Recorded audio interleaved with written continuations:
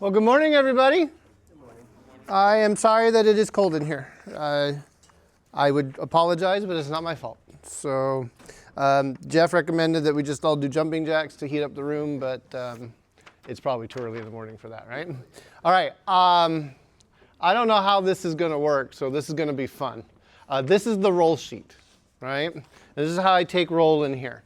I already took roll for yesterday, and today I just want you to just put a check mark. That's all you need. Okay? No, you're not signing in blood. You're not initialing. Just a check mark. Okay?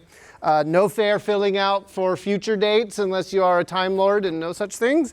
And if you wouldn't mind filling out last week's for me too, that would be great. Okay? So we'll start it here, and let's try and get it to go kind of this way across the room, but we got big gaps. So you guys aren't here apparently because you won't get the roll sheet, but we'll get it figured out. We'll get it figured out as we go here. All right, got that. What's happening in this class? We've got, is it chapter 2 homework is due this Saturday? Yes. Holy cow! All right, and then chapter 3 homework is due next Saturday, but you really want to get ahead of on chapter 3, right? So if you can finish up at chapter 2, start on chapter 3. What I want to do is I want to kind of finish this problem. I went really fast, right, at the end there because I was running out of time. And then kind of finish this one up a little bit and then jump into chapter 3 and get all of chapter 3 done, which isn't as scary as you might think it is. This is where we left off. We need to go and look for time here. And based on what we have and what we're looking for, any guesses as to which of the equations we might want to use? All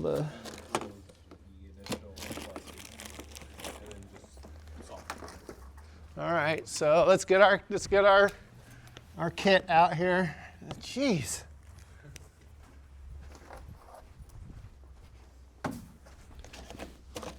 I'm not sure. I thought I grabbed a whole bunch of new pens from my cart, and they seem to have all dried up.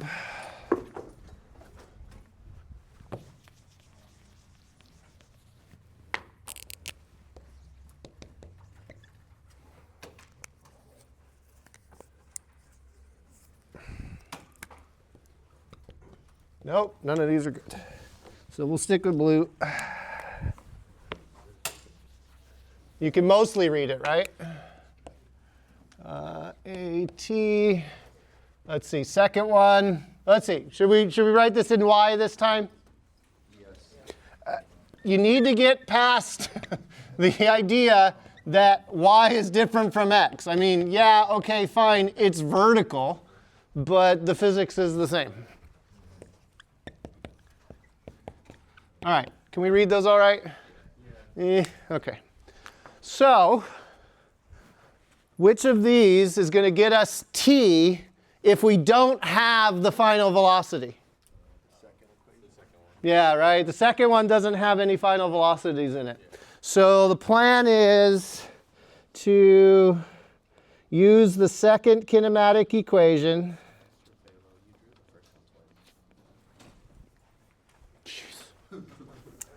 All right.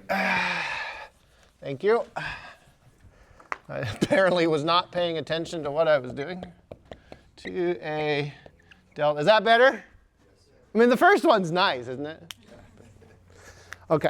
So we're going to use the second equation and solve it for t. Okay. What's the problem in solving this for t? Quadratic in t. This is a quadratic equation is what this is, right? And anytime I need to solve a quadratic, I just throw numbers in and see what happens. They're not worth doing symbolically. Why did I write negative 56 for the delta y? It ends up lower than where it started, right? It doesn't matter where you pick 0. If it's going down, it's going to be negative. Until chapter 5 when we are going to throw the idea of Cartesian coordinate system out. All right, and then I'm going to put in positive 4.3 t. Why positive 4.3 for the initial velocity? What's the positive mean? going up, right? It's moving up in the balloon as they throw it, all right? And then minus 4.9 t squared. Holy cow, where'd the minus 4.9 come from? What's 1/2 of 9.8? I do it so often that sometimes it becomes automagical. All right, I was taught that everything had to move to one side of the equal sign to be able to do quadratics. It turned out that was a lie that my math teacher in 9th grade told me. So, oh well. And then solve that for t using the quadratic. Did I do that? No. Where is my balloon example?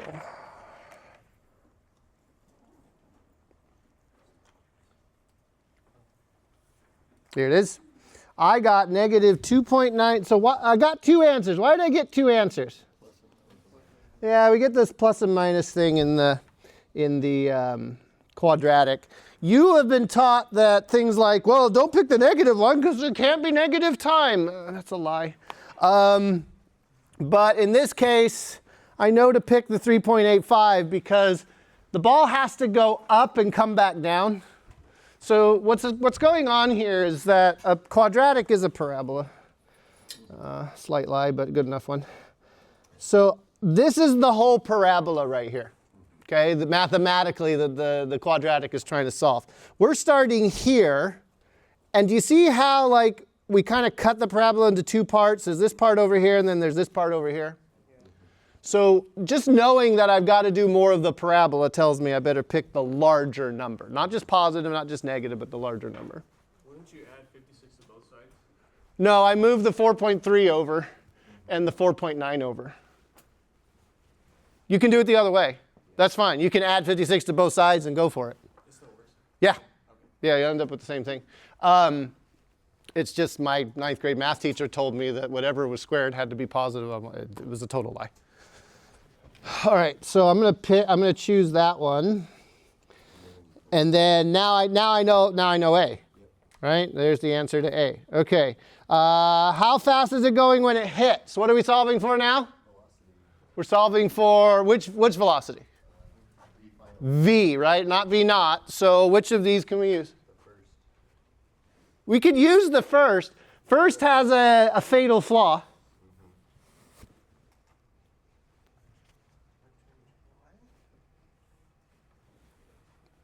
Where did I get this?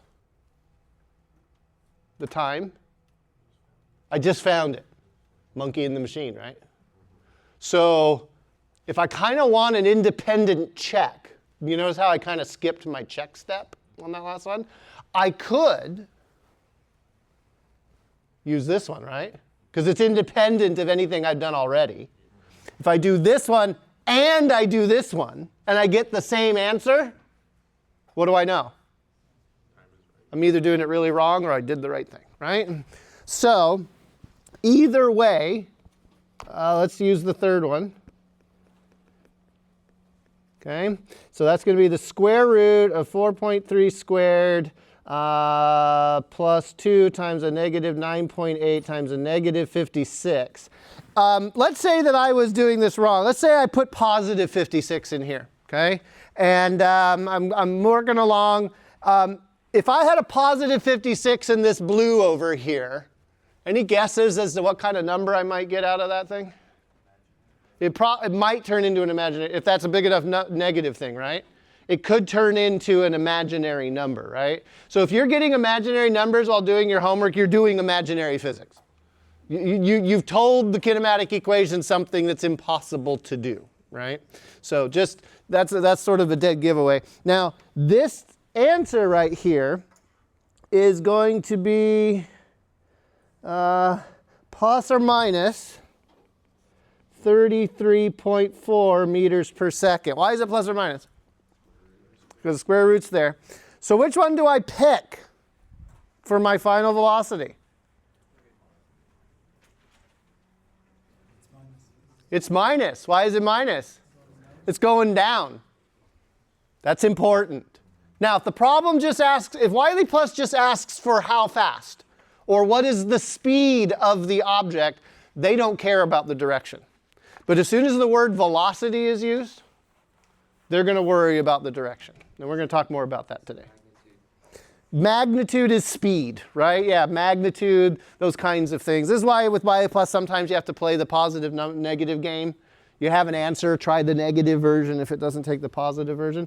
But here I'm going to say negative 33.4 because I do want to know what direction it's going. And then the altitude of the balloon when the ball hits the ground. Okay, we're not talking about the ball anymore, are we? What are we talking about? This is the balloon. And the balloon is a different story, isn't it? It's a different object, and it's going to have a different list. So I need to know these things about the balloon. Do we know the final speed of the balloon? Do we know the initial speed of the balloon? 4.3. So what's the acceleration of the balloon if it's constant velocity? 0. Which means we do know the final speed of the balloon. It's not useful, but it stays the same, right? It's supposed to be at 3. All right. And the time the balloon is traveling? We found that, right? It's the 3.85 seconds. And now I want to find out how far the balloon travels in that time. So what equation is going to be useful here? To find delta y if I have time. It's the second one, isn't it? Okay. So come in here. I'm going to use the second one, v naught t, 1/2 at squared. If the acceleration is 0, that means this whole term is 0. In physics, we draw like an arrow through the term and say 0 to indicate that one of the things in there is 0, and therefore the term is just disappeared. We don't just cross it out. Crossing out often means I've canceled something else somewhere. Here, literally, I've just put in 0. And 0 times anything? It's happiness, 0. All right. So that leaves me with distance equals velocity times time, which is a true statement. 4.3 times 3.85, whatever that number turns out to be. It turns out to be 16.6. Now, what is 16.6? What does it represent? From where to where? It's a displacement from where to where? From when we threw the ball to 3.5 seconds later, 3.85 seconds later. They asked for altitude, and altitude is a very specific word in physics word problems. It means height above the ground. So, is the balloon 16.6 meters above the ground? No. What do we have to do to get the answer that they want? Got to add the 56 meters to get 72.6. So again, real fast, chapter 2 stuff. You'll have some homework problems where the acceleration changes, like maybe a car speeding up and then it hits its brakes and slows down. I can't remember, did I give you a rocket problem that does that? Anyway.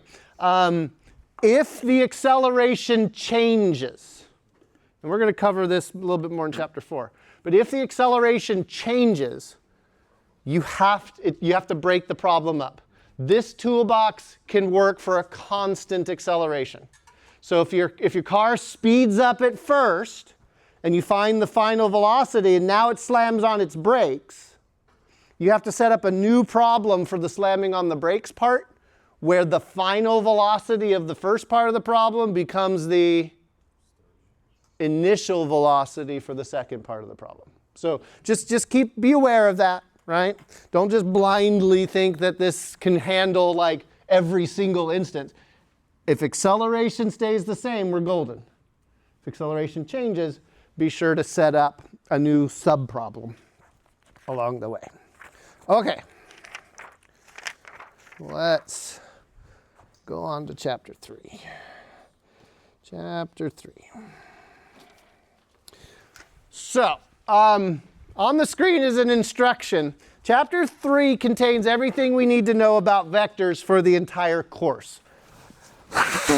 While I'm a big fan of teaching you everything and having your brain see it multiple times, in this case, we don't have time to worry about how to multiply vectors together. We need to punt that and talk about how to multiply vectors together closer to when we are actually going to use that skill. I think we're going to first multiply vectors together in chapter 7. So again, we'll push that off, right, for now. So really, chapter 3 is sort of a half chapter on the subject of vectors. What's a vector? It's a mosquito, right? It transmits disease? No. Let's see. Let's do this. Yeah. I want you to turn to your neighbor and go through this list and identify whether the thing is a vector or not. Go.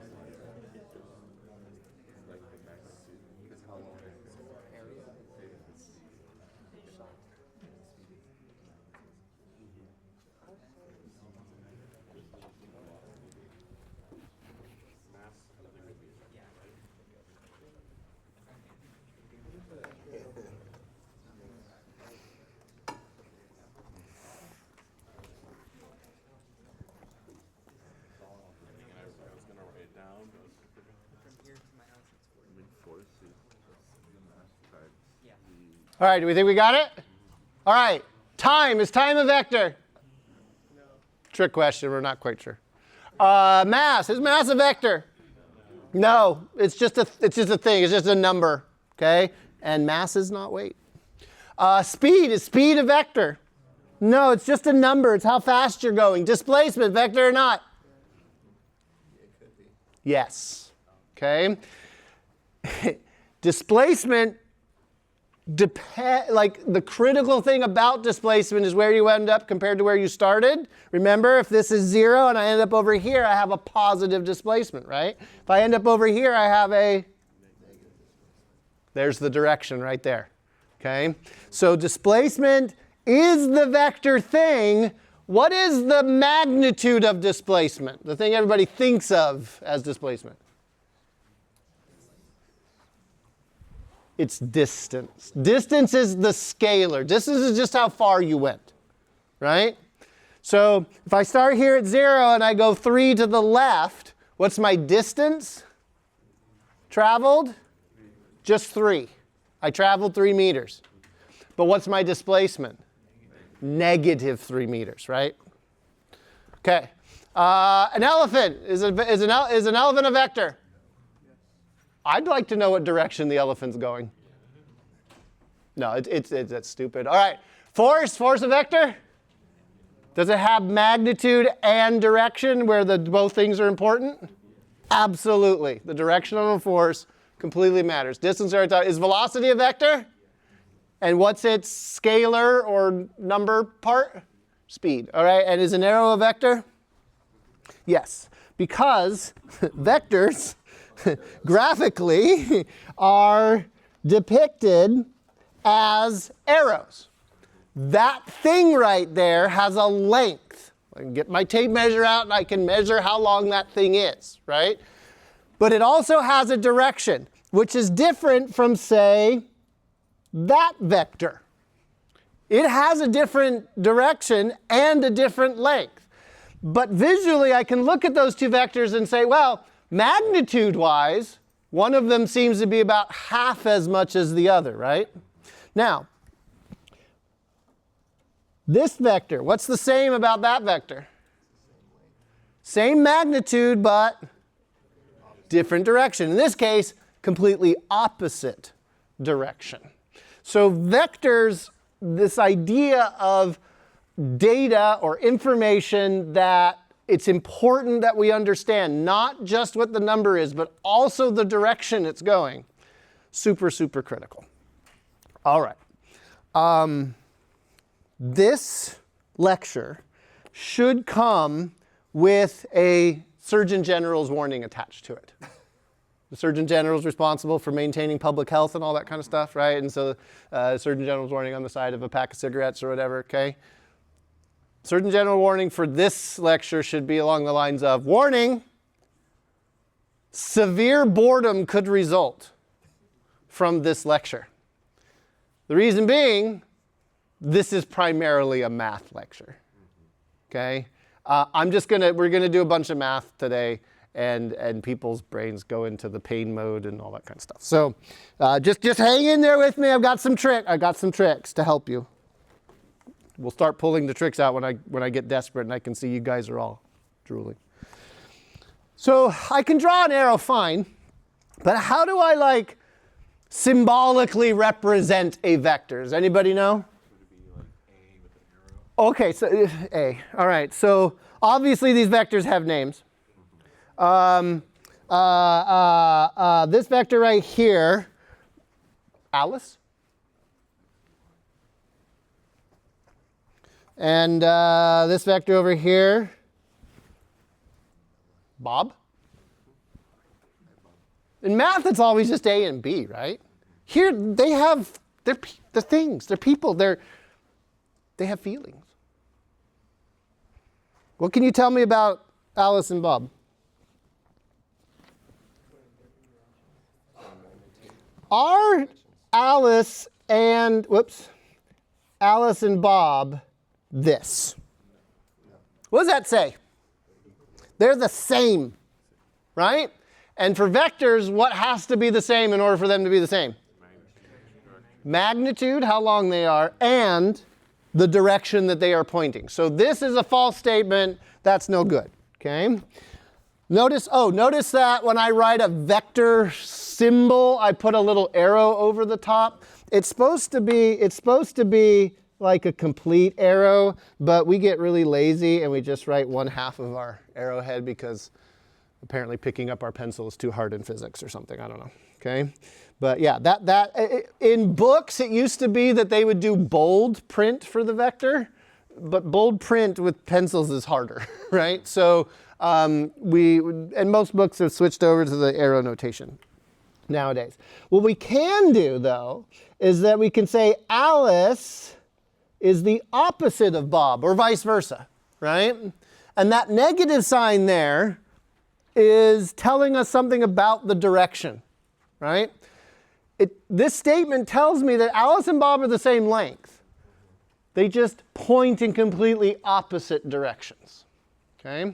Now, if I wanted to talk about Chuck over here, okay, I could say that the magnitude of Chuck, that absolute value sign around a vector symbol, is equal to 1/2 the magnitude of Alice and also 1/2 the magnitude of Bob, right?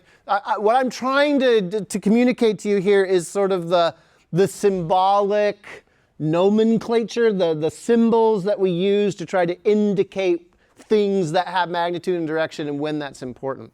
And part of the problem of today is I need to teach you how to add and subtract all over again.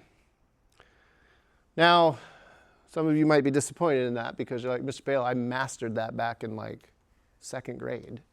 Okay, but let's talk about this so-called mastery. How did you learn how to add and subtract things? Okay, right? So you're sitting there in kindergarten or whatever, right? And your teacher went, "What's this?" And everybody went, "Hey, it's a 1," right? And the teacher said, "What's this?" And all the kids said, "Oh, it's a 1." "What's this?" 2 1s, right? Okay, you kind of learned and memorized in a sense, right?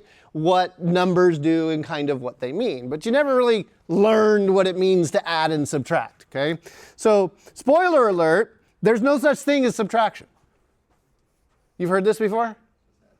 You're just adding negative numbers. And then there's a phenomenon that you may or may not be aware of. Have you heard of the zero fear or the fear of zero? People will tend to psychologically avoid zero on the number line. It's hilarious. You ask them to count backwards and they'll go negative, you go 3, 2, 1, -1, -2, negative, like they'll just completely skip over zero, okay, instead of passing through it. So people get your brain gets a little bit scared of this, apparently this nothingness, this representation of nothingness. Oh, by the way, zero was the last number discovered in sort of like the 700, 800s. Muslim scholars came up with it, very useful.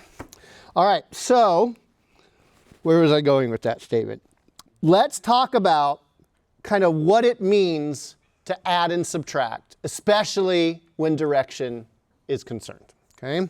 So the properties of vectors that we've listed so far.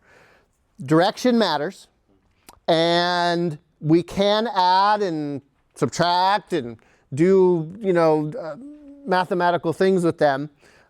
We've written down sort of how we will symbolically represent what they are, but let's think about, right, kind of what it means to do this, right? What does this mean? We're going to do this in two ways. We're going to sort of do a visual representation of what it means, and then we'll do the mathematical representation of what it means. So let's drop. I don't care. Let's do this one. There's Alice. Okay, there's Alice, and here's Bob. Okay, and we want to add them together. You can think of Alice and Bob as walking through the wilderness, right? Displacement vectors. Alice walks, right, in that direction for 2 kilometers or whatever length Alice is, right? And then Bob joins her and they both walk in the direction of Bob. Where do they end up? How would you, visually, how would you figure out where they end up? It's like Alice does this, and then Bob joins her, and they both do that, right? Do you see how it went head to tail? Okay, so when we add vectors together, we add them together head to tail in the order described, right? What you get is Ralph.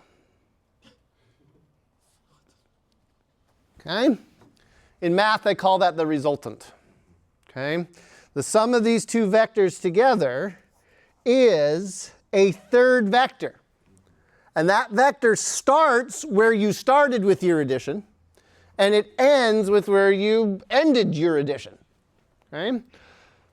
We'll talk about mathematically how to get all these things, but just the picture in your brain of when vectors come together is this idea that you add them head to tail.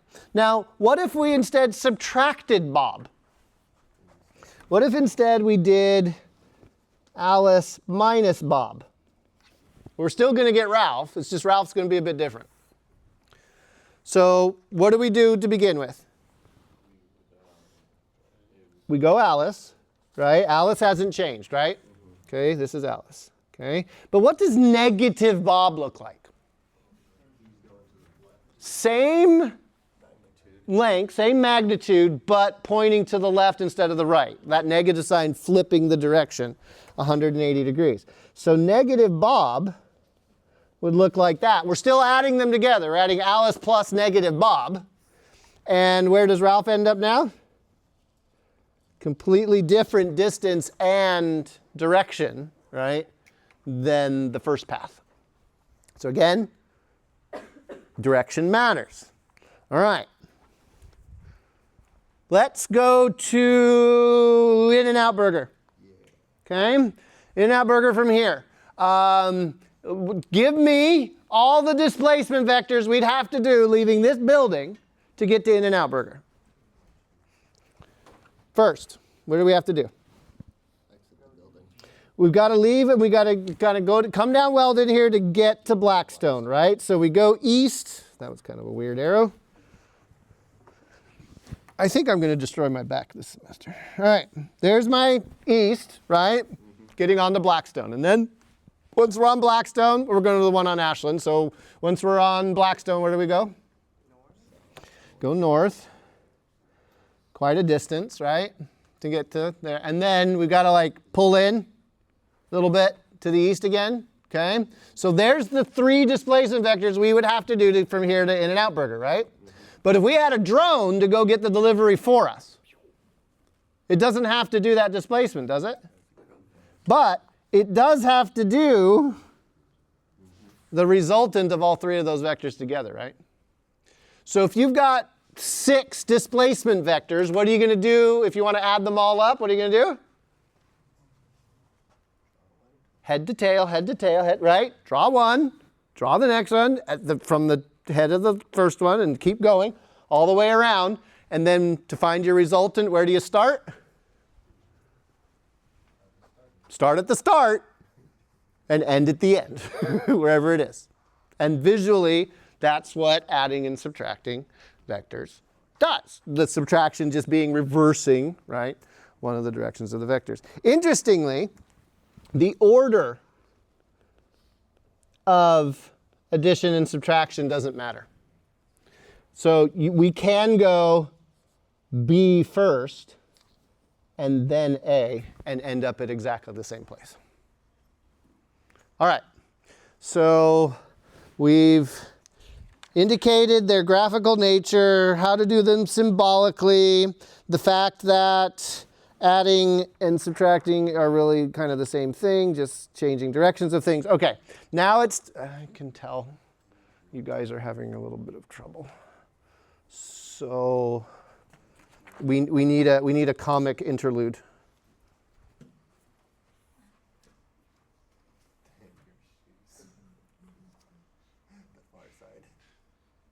You've had days like this, right? Yeah. Days where if the day had simply just started with a simple instruction, obvious maybe in hindsight, right? But just a simple instruction, it would have made all the difference. This is me after 2 o'clock in the afternoon. I'm wide awake in the morning, but after 2, forget it, right? So, yeah. Why am I trying to distract you? To reset your brain? Yeah, for a new learning objective. You mean we're going to go on and do something different now? No, same thing. The truth is that I am hacking your brains. Okay? Some of my students have accused me of manipulating people.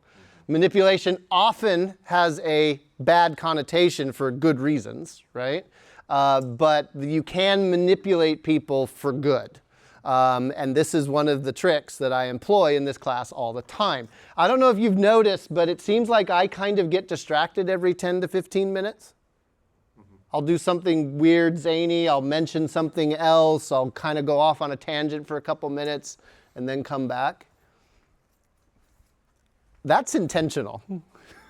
I don't waste time in here.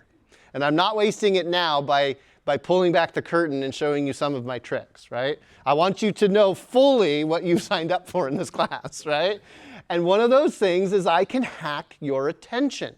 The average adult's attention span under this kind of lighting, and yes, the light matters, okay, is between 10 to 15 minutes, usually about 12 minutes, okay? And that number is decreasing the longer we've had phones and social media, okay? But that means every 10 to 15 minutes, what is your brain going to want to do? Go somewhere else. Anywhere else but physics class. Okay? And I can make it so that this class feels shorter than it actually is by hacking your brains. And one of the ways to hack your brain is to do something called clearing the psychological air. If I can grab your attention and put it on something else for as little as 10 seconds, but usually a couple minutes, okay? I can, by telling a joke, by doing something stupid, by doing a demonstration, doing a quiz, whatever it is, I got lots of tricks, okay? At the end of that little distraction, I can go, oh, wait, what were we doing? And boom, I can drag all of your attentions right back to where we were and where we need to go. And it's as if you got to stand up and walk around and play a video game for 2 minutes, and boom, your brain is ready. It's back, and we can do it. It tends to get a little bit shorter and shorter as we go towards the end of the hour and 15 minutes. I can kind of buy some time at the beginning, and then I got to do more and more of it as we go. But yeah, I am intentionally doing things to get the best performance I can out of that gray matter that exists between your ears. And there's different things that you can learn about yourself, okay? About how you learn, how you take tests, all of these things that you're going to want to learn about yourself and take advantage of through your school career. And so if you're sitting there and you feel like, oh, this is so hard, why do other people seem to get it and not me? It probably is coming down to what you're doing and how you're doing it, and I can help, right? I actually am an expert in these things. I'm not a psychologist, I'm a physicist, right? But I do make it my expertise to know how people learn this stuff. So now that you know that, let's get back into it. So this is the mathematics of vectors. This is actually getting numbers on the page and learning how to add vectors and subtract vectors, and not just that visual representation. So a vector has these things called components. So let's go back to Alice, sitting right here, okay? And a vector's components are always expressed in whatever coordinate system we're living in. This class, we almost exclusively use the Cartesian coordinate system, the x, y, z axes. We will get to polar coordinates, but we're not going to do cylindrical or spherical. Don't worry if you haven't gotten to that in your math class yet. You eventually will. But we're going to live in x, y, and z, mostly just x and y. And so for Alice, we can write down Alice's x component and y component, taking advantage of these properties of vectors that I've already talked about. Remember, we can add vectors together to get other vectors. Components are special vectors that only live along the axes of the coordinate system. I've drawn Alice's x component over here and Alice's y component over here. But I didn't draw them head to tail like you would maybe normally see them. I could, because I can draw the vector right here, and this happens to also be Alice's y component. Why is that also Alice's y component? Same direction, same magnitude, right? Where a vector starts and stops in the coordinate system doesn't matter. You can move a vector anywhere around in the coordinate system. The vector's the same if two things are true. What are those two things? Magnitude and direction. It's the same vector. So I can kind of put them wherever I want. Typically, we try to put them right on the coordinate system. However, to be able to find these components, it's useful to see the triangles that are formed. So what kind of triangle is formed by the components of this vector? It's a right triangle. How do you know it's a right triangle? It's a Cartesian coordinate system. X and y are perpendicular to each other, aren't they? And now that I've got a right triangle, what land do we get to go to? Trig land. It's like Disneyland, but opposite. Right? So, oh golly, okay. Trig land. Let's say we know that angle right there.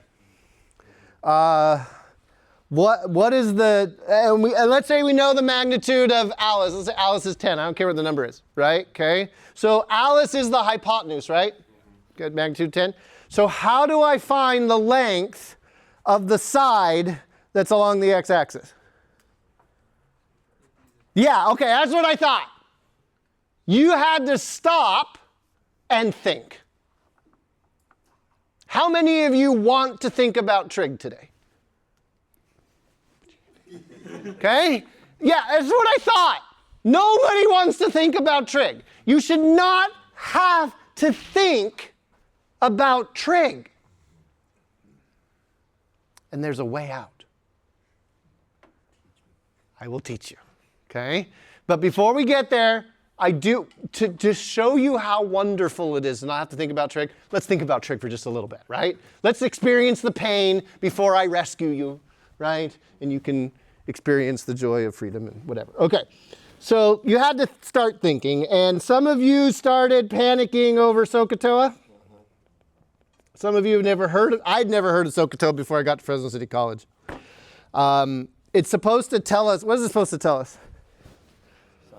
Okay, it's the definitions of the trig function. Sine theta is equal to the opposite side over the hypotenuse. Cosine is adjacent over the hypotenuse, and tangent is the opposite over, what is opposite, what is adjacent, what does that mean? Opposite of what? Theta. The angle, right? Wherever the angle is, okay, is the side opposite the angle, like not touching at all, or is it adjacent to or touching the angle, right? And so to find AX, what do we have to do? Bad method. First of all, we got, okay, well, this is what we're looking for. Is it the opposite or adjacent side? Adjacent. Okay, whoops.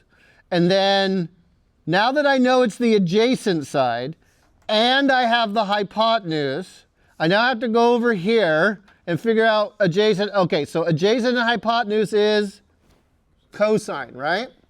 So then I go, okay, the cosine of my angle is the adjacent side, AX. Magnitude only here, not direction. And then hypotenuse, A. Okay, now I got to solve for AX. How do I solve for AX? Oops. Boy, that really wants to get to that screen. So that means AX is equal to AX cosine theta. Bob's your uncle. Now, in user interface design, which is the science of figuring out how people work with computers, mostly cell phones, all that kind of stuff, there is a idea, it's actually a psychological idea, called cognitive load. This is a measure of how much effort a brain needs to put into figuring something out. Okay? For example, in the Windows operating system, what do you need if you want to shut down your computer? What are the steps that you need to do? Okay, well okay. Let's not do the keyboard shortcuts. Walk me through the user interface. What button do you push first? I want to end my Windows session, right? So I have to hit the Start button. Okay, Windows button. They've renamed it, but we all know it's still the Start button. So we hit the Start button, and then what do we have to hit? Power, which is usually a tiny button, right? Which pops out an even tinier menu that's got probably another menu and a sub-menu that finally has sleep or shut down, or whatever, right? The cognitive load is a measure of the number of steps, right, that the brain must perform before it can complete a task, right? Compare and contrast that to the cognitive load of just pushing the button on your computer. Which has more cognitive load, the start menu way or the button way? The start menu way, right? Cognitive load can be measured when you're paying with a credit card machine, okay? Here in America, we have to type in everything. Like, it's just, oh, what's your phone number? What to do? Insert the card, sit there and wait, approve, disapprove, whatever. You can safely remove your card. Do you know what happens when you go to Europe? Nothing. You just go walk in, you go, and you're done.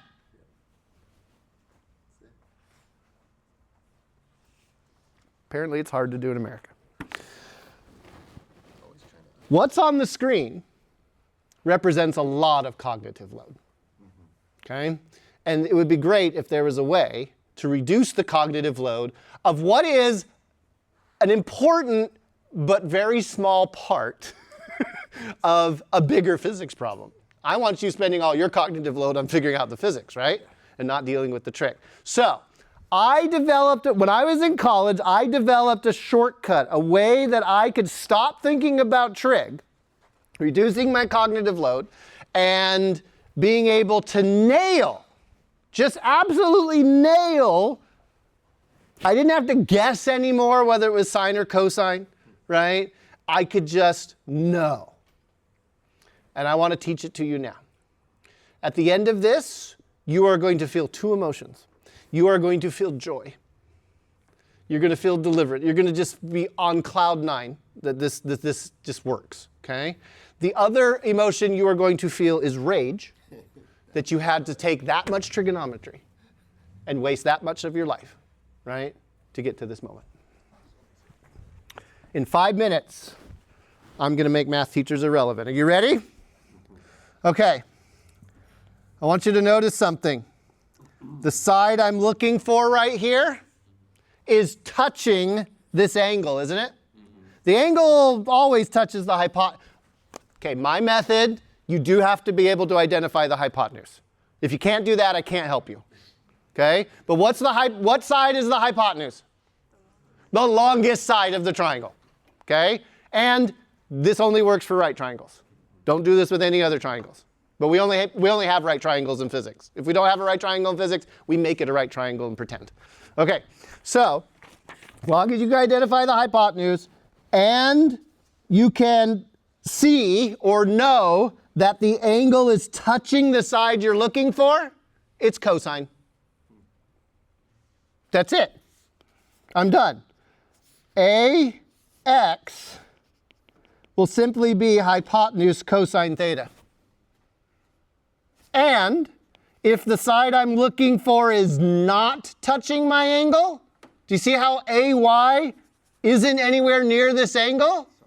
It's going to be sine. And by that, I mean you just write A sine theta, and you're done. That's it. I have asked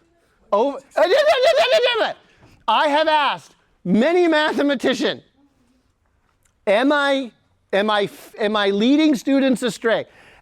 Is there a fatal flaw in this? Is there something that's going to go wrong? Like, what's wrong with my method? And most of the mathematicians I have talked to have initially gone, well, yeah, no, that's not going to work in XYZ situation.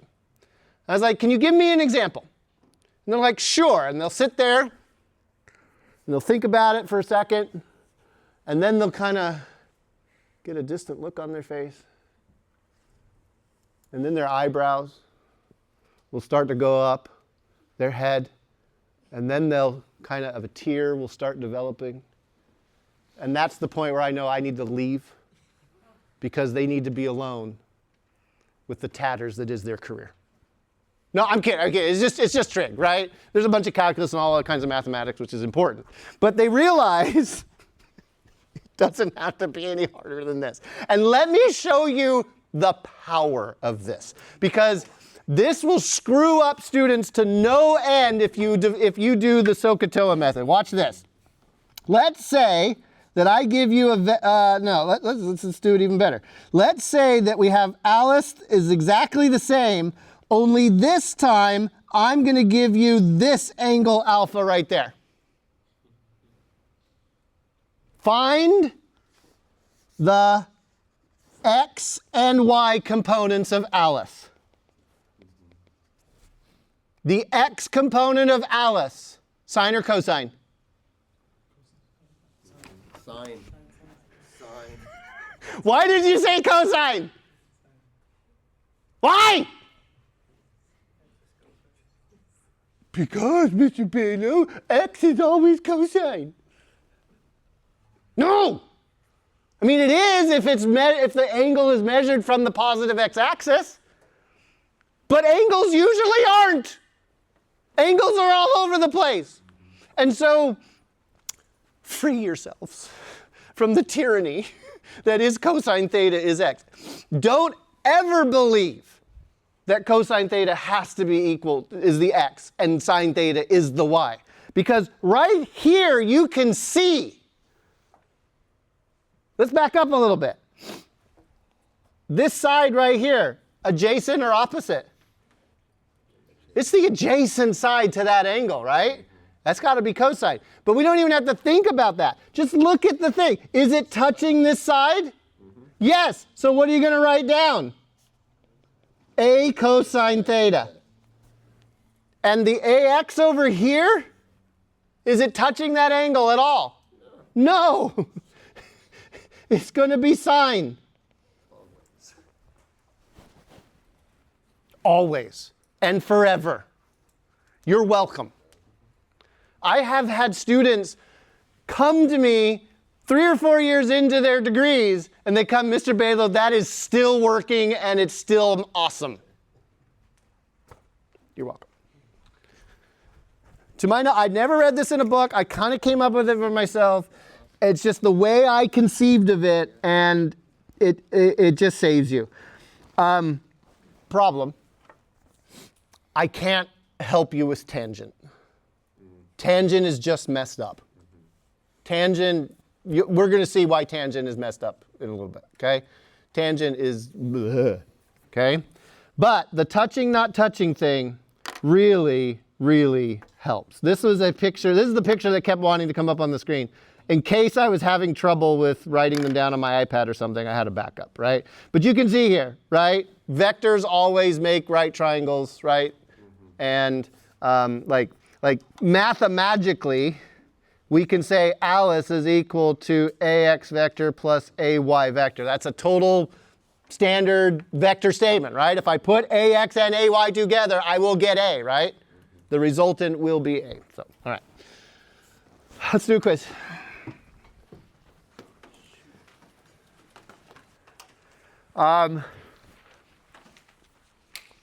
I've been known to do just about anything for my students to help them be successful, short of cheating and just giving you A's, right? Okay, but I get desperate sometimes, okay, and this is like one of my lowest tricks in the book, but it tends to work. I mean, I will look ridiculous, right, if it means that you will pay attention, right? Okay. This is my science hat. This is my vector hat, actually. It says, it got 2 pins on it. It says, I'm a scientist, let's experiment. And then, welcome to Endor, visit the lush forest movie. Star Wars reference. Okay, right? Okay. And yes, it spins. And the more I think, the faster it spins. Okay. Working with vectors. What does this mean? This means that we need to be able to add, subtract, multiply, divide, do all that kind of stuff. Not multiply, divide. We're not doing that today. Not doing that today. But let's, I've got some examples here of vectors. And I want to introduce to you a notation. Okay. So let's get started. Let's say I have a vector. What did I do here? Okay, let's say I've got a vector, and they tell us that Alice is has a magnitude of 6 and points at an angle of 55 degrees. Whenever you are given an angle for a vector and they don't say anything else, you always assume that's from the positive x-axis. If it's being measured from somewhere else, they'll tell you. And it's going to be super annoying. Your book's going to do things like 37 degrees east of north.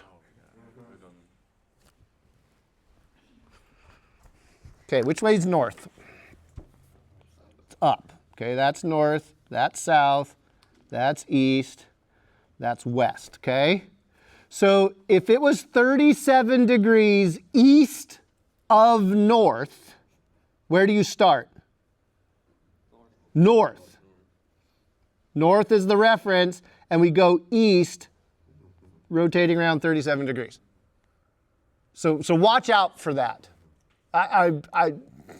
It's kind of a standard, I don't understand. Okay. But if you're given 55 degrees, then what do you assume about this vector? Where's the angle? It's positive x-axis, and it's going to be right there, right? 6 units, and the arrow's going up like that. Okay. So there's Alice. Let's get Bob down. Bob is 4 at negative 35. Okay, what does the negative 35 mean? We drop down here, negative 35 degrees, and he's 4 units long. Okay, and what we're going to do is we're going to add Alice and Bob together. And we're going to find what that combination is. Again, Alice and Bob could be velocity vectors, they could be acceleration vectors, they could be displacements, they can be anything that's got magnitude and direction where we've got to be able to handle both of these things. Graphically, we know that we would do Alice and then Bob to find the resultant, right? But that's not real precise. So the way we do this mathematically is we add vectors component by component. The things we can rely on is that Alice's x component is along the x-axis, and so is Bob's, right? They both point in exactly the same direction. Same thing goes with their y components. They both point just in the y direction. So these are the things we can count on. So in order to add vectors together, subtract them, do any addition things, we have to find the components of the vectors first. Find their x and y pieces. Once we have those, then we can add component by component, and we will end up with the components of the resultant. That long sentence, this is what we're going to do. We're going to find, so to do this, right, we're going to find the components of Alice and Bob, right? Alice's x component, just based on the picture there, right? Sine or cosine for the x component? Touching, not touching? It's touching, cosine. So it's going to be 6 cosine 50. Get your calculators out. And then the y components for Alice will be 6 sine 55. All right. What about Bob? So that negative 35 degree angle. What do we do? Now, is the x component sine or cosine? Cosine, it's touching. But do we use a negative angle? You could, but it's dangerous. Let me suggest something else instead. What direction is Bob's x component pointing? Positive or negative x? Positive. Bob goes this way and then goes this way. Where's the negative going to crop up? In the y, right? So what I do is I will write positive 4 cosine 35 degrees for the x component. And for the y component, I will write negative 4 sine 35 degrees. Notice I'm keeping the angles always positive. And I'm using a little tiny picture to tell me what direction those components are actually pointing. It may seem a little bit like this is adding difficulty because this should be a simple angle and the calculator will deal with it, and that's all true. But when we have rotated coordinate systems that are no longer what you expect, and the angles are being defined in sort of strange areas, it becomes it becomes much easier to keep all of your angles as positive things and then look at the directions that things are pointing right on the axis that you've defined. I know you don't understand the context of what I just told you. You're just going to maybe have to trust me just a little bit here. Kind of dangerous, but trust me just a little bit that using positive angles all the time and then considering like where your vector is pointing. We know that Bob is pointing into the 4th quadrant, right?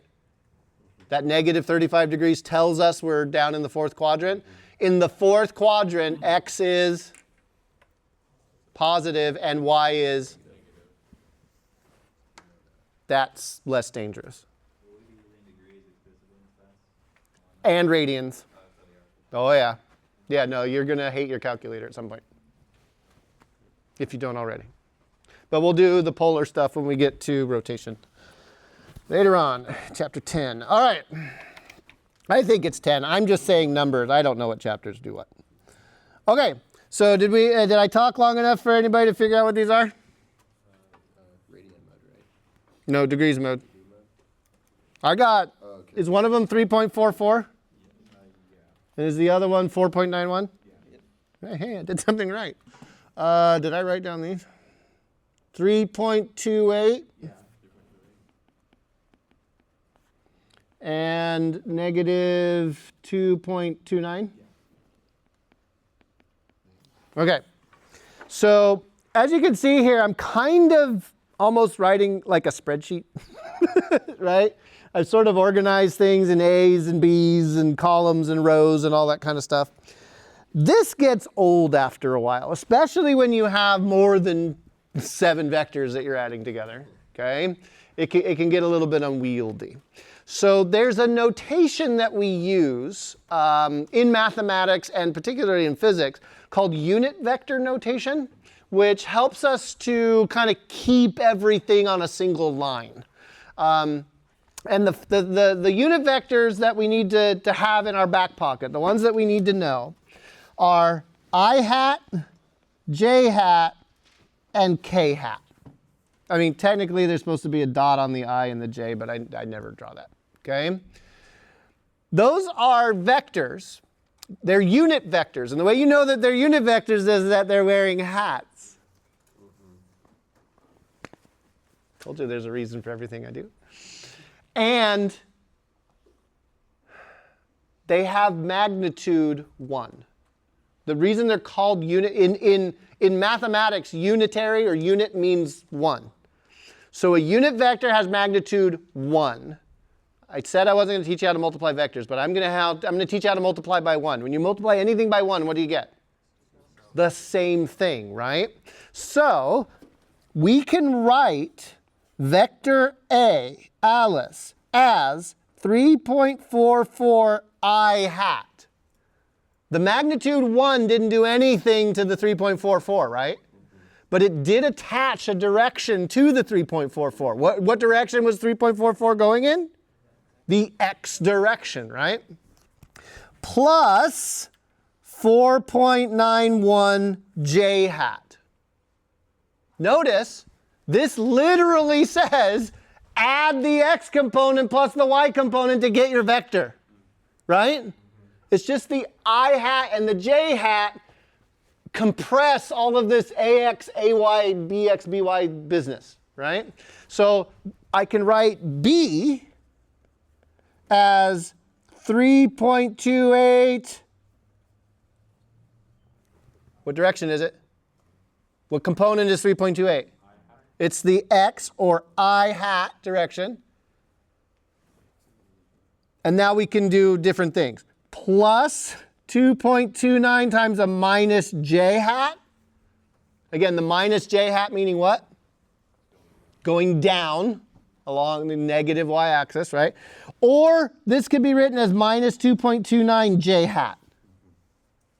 Right? Mathematically, those are the same thing wherever we put the minus sign. It's totally up to you how you might want to do that. I'm going to write minus 2.29 j hat. So minus 2.9 j hat.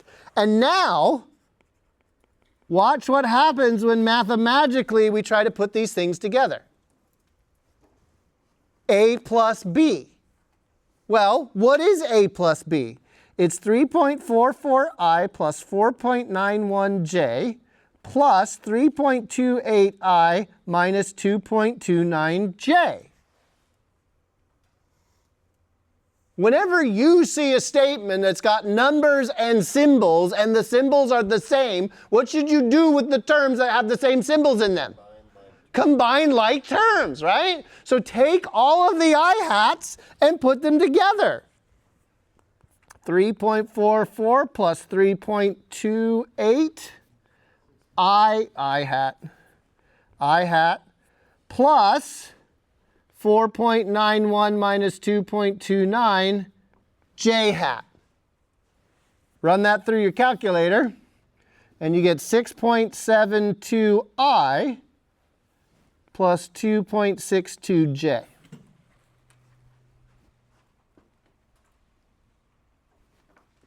And we're done.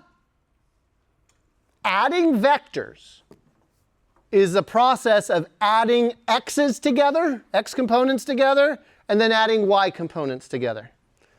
And you will have the components of the resultant.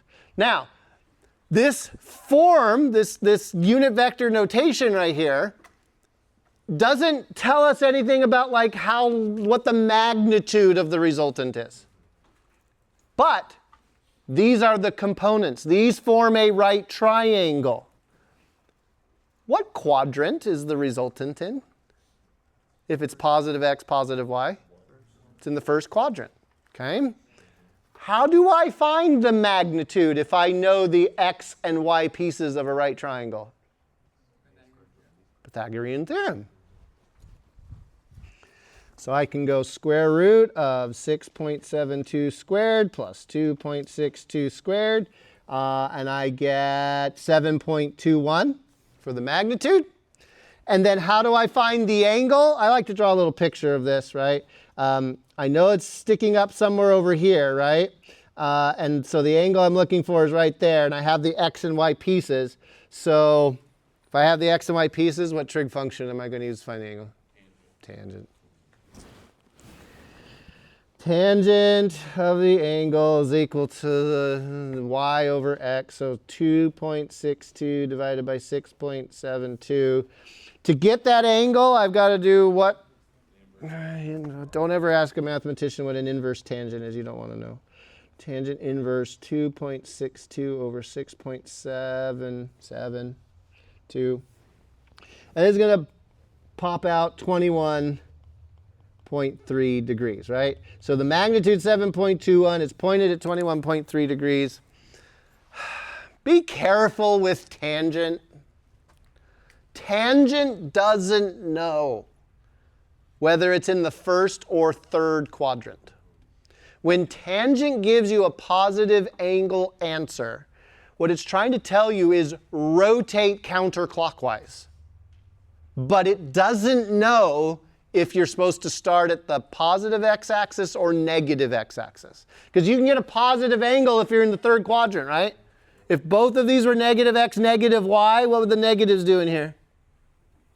They cancel, and you would get a positive angle, even though the components are pointing into the third quadrant, right? So you'd have to add 180 to the answer if you want to get from the reference angle. Same story for second and fourth quadrants. Tangent will give you a negative angle for those.